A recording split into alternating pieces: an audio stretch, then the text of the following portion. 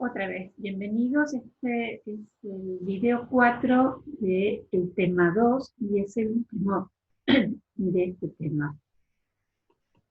Vamos a continuar con la estructura más importante del sistema nervioso central, que es el cerebro, o los hemisferios cerebrales, y que recordar que el cerebro tiene funciones sensoriales, funciones motoras, memoria, emoción, está a cargo de la planificación, de la conducta, del monitoreo y del control sobre esa conducta. Y si bien tiene dos hemisferios que parecen iguales, no son exactamente iguales, hay cierta asimetría anatómica, pero también algunas diferencias funcionales. Por ejemplo, el lenguaje se encuentra ubicado en la mayoría de los casos en el hemisferio izquierdo, que es el hemisferio dominante para casi todas las personas, casi. Y por otro lado, el hemisferio derecho tiene una dominancia para otro tipo de actividades, que son las habilidades espaciales. Son solo ejemplos. El cerebro tiene una corteza, ¿sí? Que está estratificada. La corteza está conformada por sustancia gris, está estratificada, ¿sí? En capas, y sin embargo esas capas no tienen siempre la misma cantidad. Hay zonas de la corteza en que nos encontramos con 3 o 4 capas y otras que tienen 6 capas. Pero más allá de eso, son todas estratificadas. Y vemos que es muy arrugado el cerebro. Lo que ocurre es que está arrugado. Nosotros vemos otras especies, incluso monos, no presentan esta cantidad de arrugas, ¿sí? Pero, ¿qué pasa? En la especie humana, el cerebro evolucionó más rápido que el cráneo. Entonces, ese crecimiento se tuvo que dar dentro de esta caja y así fue como se fue plegando. Pero si nosotros pudiéramos desplegar el cerebro, nos encontraríamos con una superficie aproximada de 1,5 metros cuadrados. Bastante, ¿no? Les recuerdo nuevamente que, como dije recién, la corteza está conformada por sustancia gris estratificada y también hay sustancia gris en núcleos profundos del cerebro. Y la sustancia blanca es subcortical, o sea, está en la parte interna del cerebro. ¿Tá? Bien, nosotros podemos observar en el cerebro depresiones que pueden ser grandes o pueden ser más pequeñas. A las depresiones las llamamos cisuras. Las cisuras grandes son constantes en la especie, ¿sí? Y dividen la corteza en lóbulos. Primero, por supuesto, una gran cisura, que es la cisura interhemisférica, que divide el cerebro en dos hemisferios. Pero luego dentro de cada hemisferio encontramos otras cisuras grandes que dividen la corteza en lóbulos. Ya podemos ver la cisura de Rolando, ¿sí? Que es una depresión profunda, oblicua, que separa el lóbulo frontal, que lo tenemos diferenciado por color, del lóbulo parietal, que es este que está verde. ¿Sí? Lóbulo frontal, lóbulo parietal, están separados por la fisura de Rolando. Otra de las grandes fisuras es la fisura de Silvio. ¿Sí? Tiene una ubicación horizontal y separa el lóbulo temporal, ¿sí? Lóbulo temporal de qué otros? Del lóbulo frontal y del lóbulo parietal.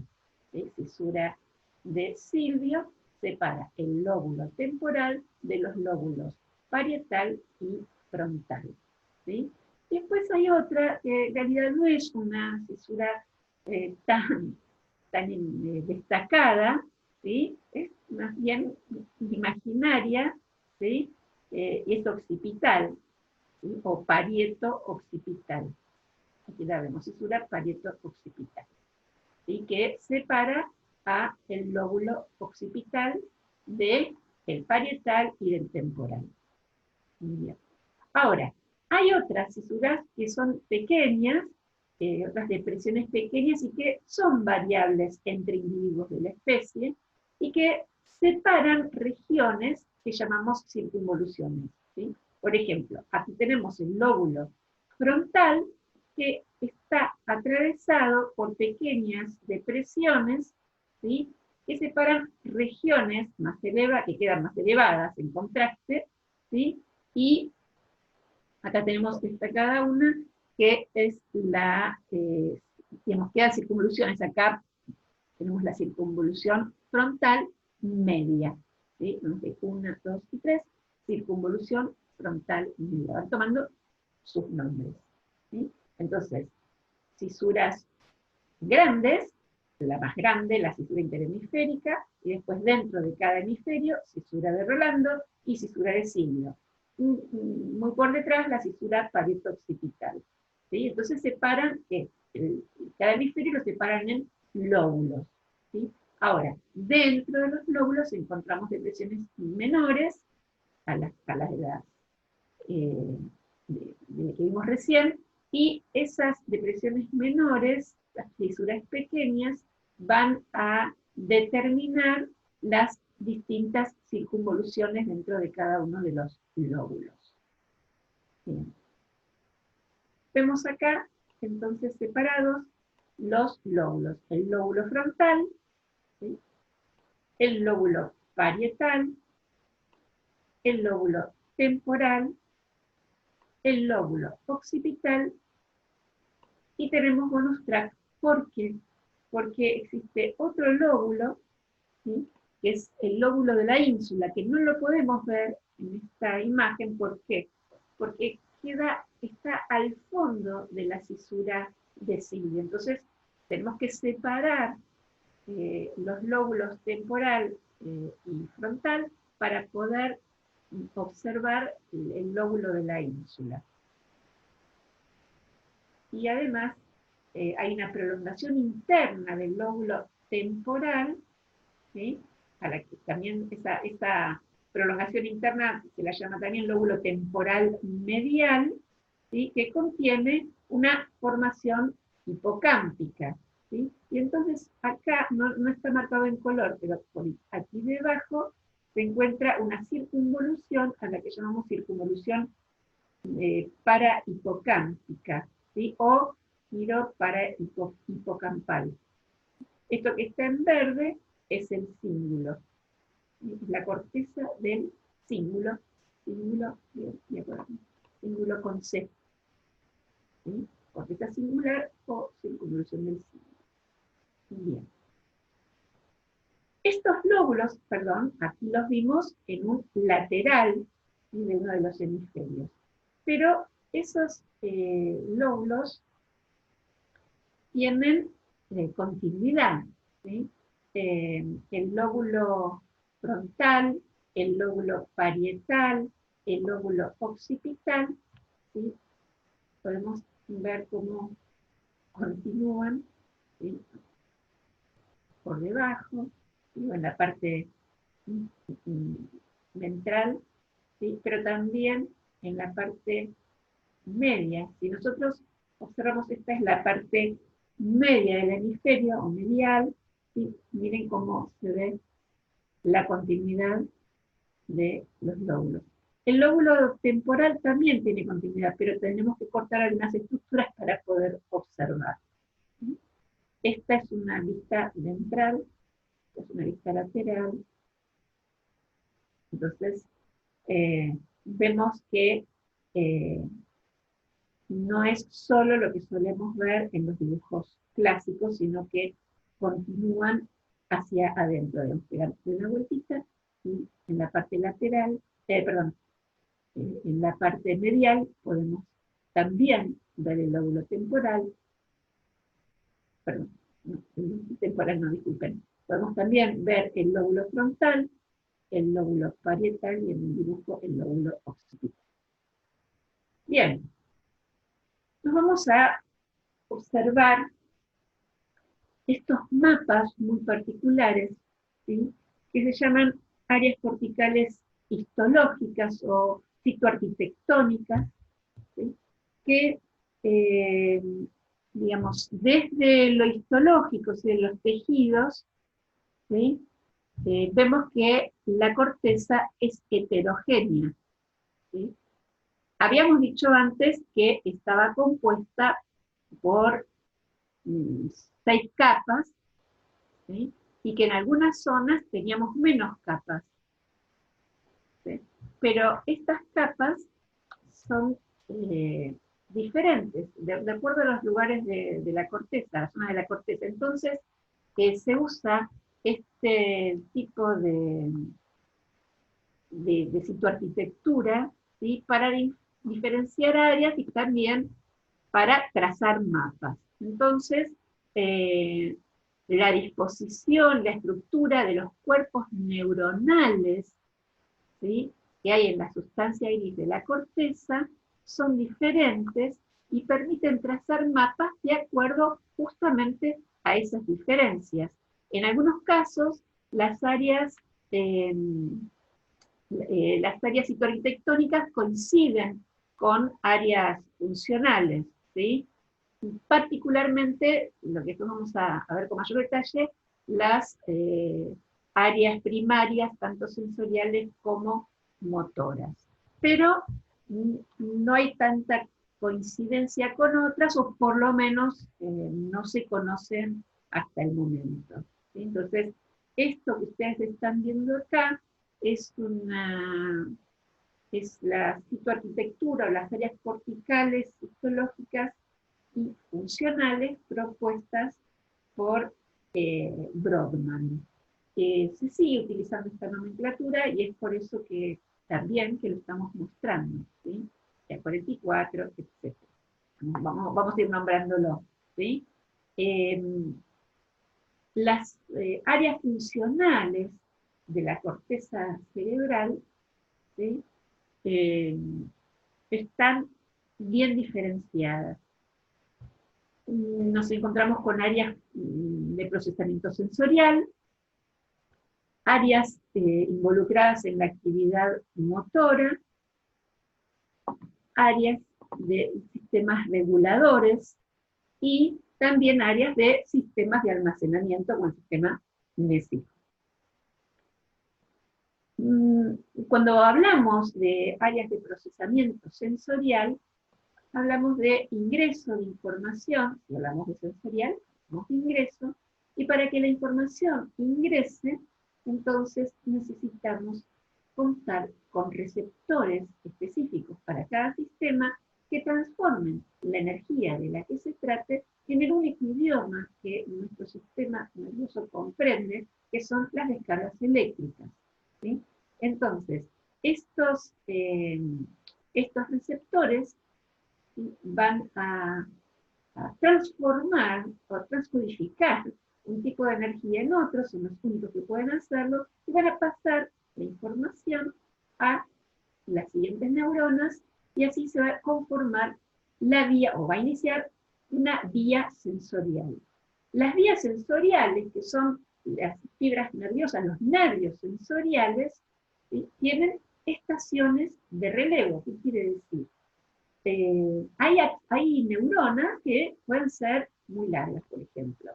¿Sí? Yo mostré antes el ejemplo del arco reflejo, una manito de una persona que estaba quemando, ¿sí? Entonces, esa percepción de la temperatura, de una temperatura inconveniente para mi preservación, ¿sí?, la pude realizar a través de receptores específicos.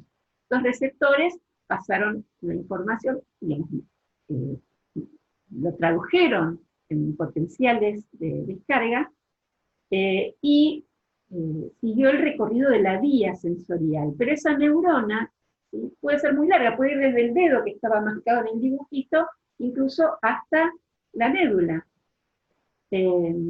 Entonces, en algún momento, esta neurona termina y hace sinapsis con la siguiente neurona que conforma la vía. A esto se llama estación de relevo. Estas fibras de conexión, ¿sí?, están marcadas por estaciones de relevo, hasta que llegan, la última, a el área cortical específica para ese tipo de procesamiento sensorial, Y esa zona a la que llega inicialmente se llama área de proyección sensorial primaria. Es donde llega inicialmente la información.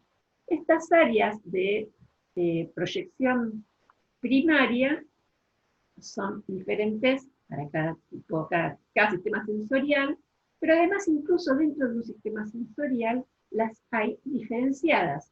Volvemos al ejemplo de la vela que quemaba la mano.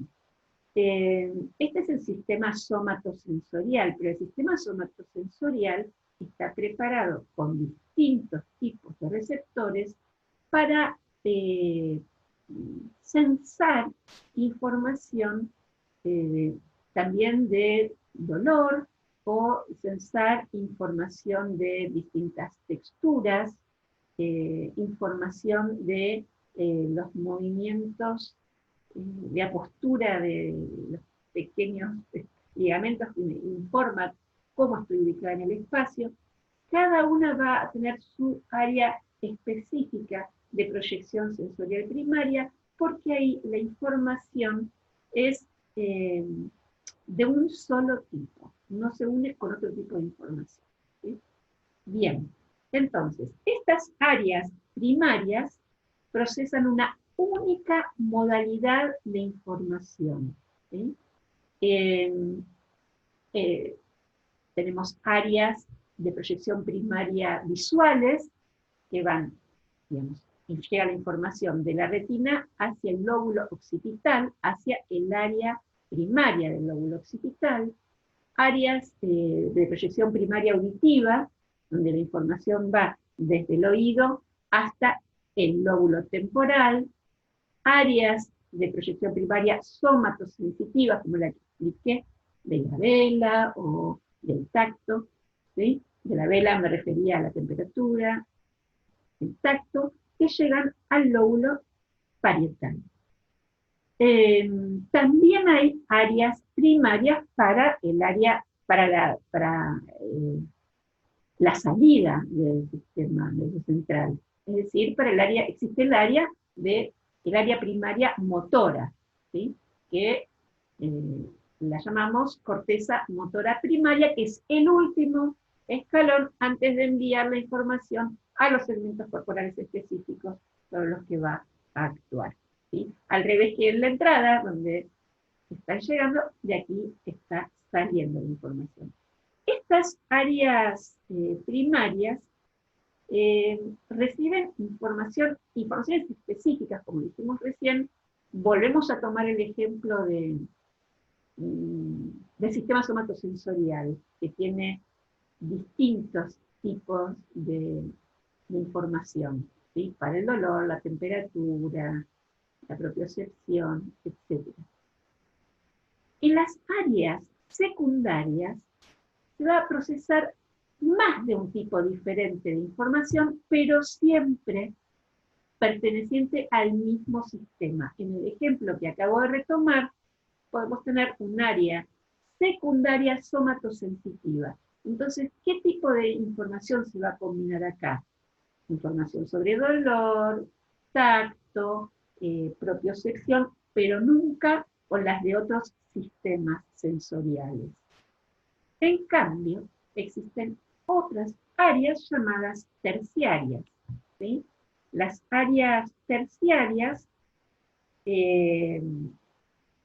sí procesan información proveniente de distintos sistemas. ¿Sí? Son áreas de asociación multimodal, porque combinan, integran información de distintas modalidades sensoriales. ¿Sí? Provienen de distintos sistemas. Imagínense que si tuviéramos un déficit en estas áreas terciarias, seguramente tendríamos alteraciones en las funciones cognitivas, ¿sí? Lenguaje, memoria, planificación, control de la conducta, etc. ¿Sí? Es distinto de tener una lesión en un área secundaria. Por ejemplo, vamos a suponer que es una lesión en un área secundaria motora, ¿sí? Previa al área motora primaria. Si tenemos dificultad dificultades en el área motora secundaria, voy a llamar así para no marear. Entonces, puede ser que la persona tenga fuerza, ¿sí? Pero no pueda coordinar un conjunto de pequeños movimientos con un fin determinado, ¿sí? Por ejemplo, cepillarse los dientes. Entonces, va a agarrar el cepillo con fuerza, pero no va a recordar cómo es el movimiento para poder utilizar ese cepillo de dientes. ¿Ah? Bien. O si fuera de entrada, un área secundaria, si hay alteraciones en un área primaria sensorial, es posible que, de acuerdo al sistema sensorial del que se trate, tenga dificultades no primarias, porque, por ejemplo, a ver, puede, puede sensar la información inicial. Si fuera el área, por ejemplo, auditiva, no es que no oye, sí oye. Lo que no puede hacer si las áreas secundarias auditivas están dañadas, si el área secundaria auditiva está dañada, a veces es reconocer determinado tipo de información auditiva, ¿sí? No que no oiga. Bien, pasamos entonces ahora hacia las áreas de asociación, mostrarles en el croquis, en el esquema, las áreas de asociación terciaria, que ya mencionamos también. Fíjense, el esquema no es súper fiel. Y si fuera súper fiel, nosotros podríamos ver, por ejemplo, miren, las que están de rosa oscuro son las áreas primarias. Esta es la visual, esta que está de este lado de la cisura de Rolando es el área primaria somática, ¿sí? Esta que está aquí debajo de la cisura de Silvio es el área auditiva primaria. Los que están en rosa claro son las áreas secundarias, ¿sí? Aquí tenemos área visual secundaria, área somática o somatosensorial secundaria, área somatosensorial secundaria, ¿sí? Área motora suplementaria, o premotor, perdón, premotora, ¿sí? Previo a la motora primaria. Si pudiéramos dibujar tan bien, veríamos que las áreas primarias, que acá están bastante grandes, en realidad ocupan una proporción menor, ¿sí? Un 16% de la corteza. En cambio, las áreas secundarias, las que ven en rosa claro, más las lilas o violetas, que ven acá, que son las áreas terciarias, en conjunto, ocupan el 84% de la corteza. ¿Sí? Aquí vemos las principales áreas de asociación. Nos encontramos con el área de asociación posterior, ¿sí? O área de asociación parieto-temporo-occipital o parieto-occipito-temporal, no importa cómo se mencione, se mencionan los tres lóbulos, ¿sí? Y es un área de asociación somestésica, es un área sensorial compleja, que además está involucrada en la atención, digamos, de esta área también depende la orientación del cuerpo en el espacio, ¿sí? Y el lenguaje. ¿Llegaste acá? Bien. Otra es el área prefrontal, ¿sí? Área de asociación prefrontal, que está involucrada, como hemos dicho ya en varias ocasiones, en la planificación, ¿sí? En el control que se ejerce sobre la ejecución de las acciones voluntarias complejas, ¿sí? Como podríamos decir que es el gerente en todo este conjunto. Y por acá, abajo, encontramos el área de asociación límbica, que está ubicada, aquí podemos ver, en el polo y la cara interna del lóbulo temporal, ¿sí? La ínsula, ¿sí? Y también la base del lóbulo frontal. ¿No? Está implicada en la memoria, en los aspectos motivacionales de la conducta, de la emoción, y también en los aspectos sociales de la conducta. ¿Sí? Por supuesto que no se trata de ubicaciones exactas, ¿sí? ¿No? Áreas aproximadas. Bien.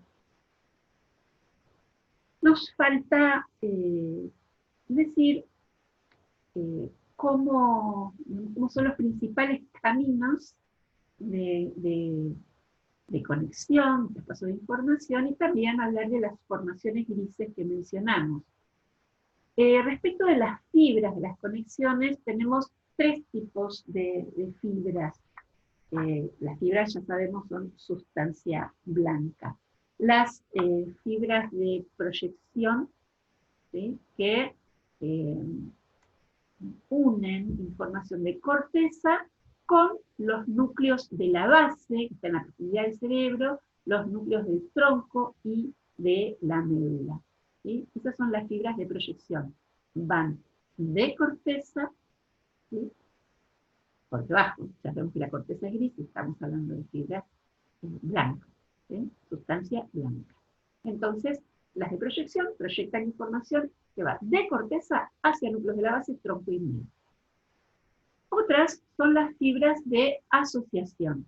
Las fibras de asociación asocian informaciones de las áreas corticales de un mismo hemisferio cerebral.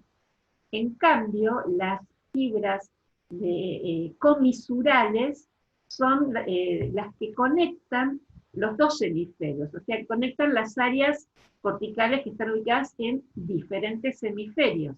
Y esto es un gran tránsito. Incluimos acá el cuerpo calloso que une ambos hemisferios cerebrales con estas fibras. Por otra parte, entonces, las formaciones grises, ¿sí? Tenemos acá los núcleos de la base, ¿sí? Fundamentalmente el cuerpo estriado y el complejo amigdalino, ¿sí? El cuerpo estriado es un conjunto de núcleos que están atravesados por fibras blancas y entonces tienen un aspecto de estrías, por eso se llama cuerpo estriado. Son el putamen, el globo pálido y el núcleo caudado.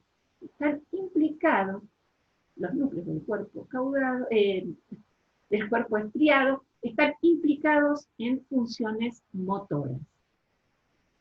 También podemos incluir el complejo amigdalino, que está implicado en conductas emocionales, ¿sí?